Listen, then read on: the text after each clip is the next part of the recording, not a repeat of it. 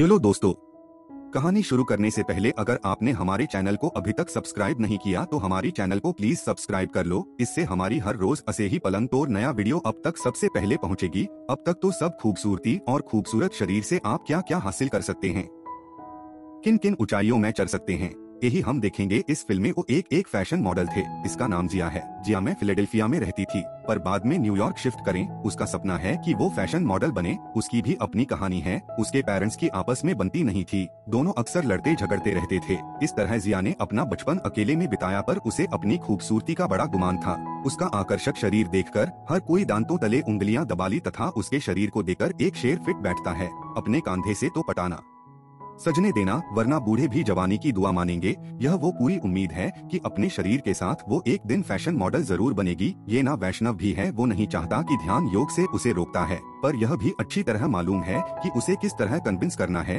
आखिरकार मर्दों की कमजोरी एक ही होती है। ये ऐसा बुरा फायदा उठा दिया। वह पहले तो निर्वस्त्र होती है, उसके बाद अपने बॉयफ्रेंड को निर्वस्त्र कर दिया। इसके बाद दोनों या संभोग का आनंद लेते हैं। इस कवायद के बाद जिया का वजन उसे फैशन मॉडल बनाने में हेल्प करने के लिए तैयार है। यह की खुशी की बात है, क्या रिसेप्शन पर वो बदतमीजी करती है, चाकू से वो खुद ही अपना नाम लिख दे, इसी बारे में उसे अंदर जाने दे। इसलिए उसका फोटोशूट शुरू हो गया। इस फोटोशूट के बाद उसे धीरे धीरे कमान मिलनी शुरू हो गई है। एक बार वो लेजेंड मिले मीना कूपर से। उसकी मुलाकात उद्यन यानी अपनी अदाओं से और खूबसूरती से यह काफी कामयाबी हासिल कर ली है, पर थोड़े टाइम में कामयाब भी चलाया गया।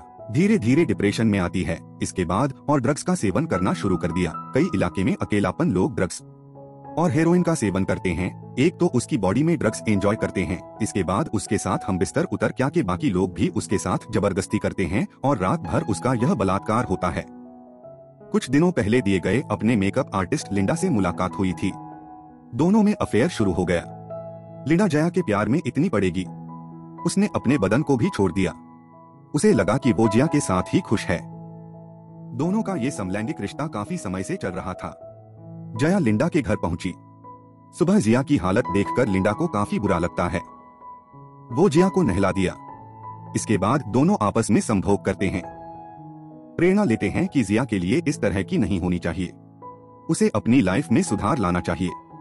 पर जिया, जो कि अपने घमंड में उसे लगता है वो किसी को भी जीत सकती है, पर अब धीरे धीरे उसे काम मिलना बंद हो गया है। वहीं प्रोड्यूसर की बात भी आती है। उसे ऑफर करते हैं कि वो प्रोड्यूसर उसके साथ जो भी चाहे कर सकते हैं। बदले में उसे काम से उतरने से जिया से कहते हैं कि तुमने पास में ड्रग्स लिया और उसकी वजह तुम्हारी इमेज खराब हुई, तो मैं मीडिया में कहना होगा कि तुम अब इन सब से उबर चुकी हो। इसके बाद भी अंत में काम नहीं दिया।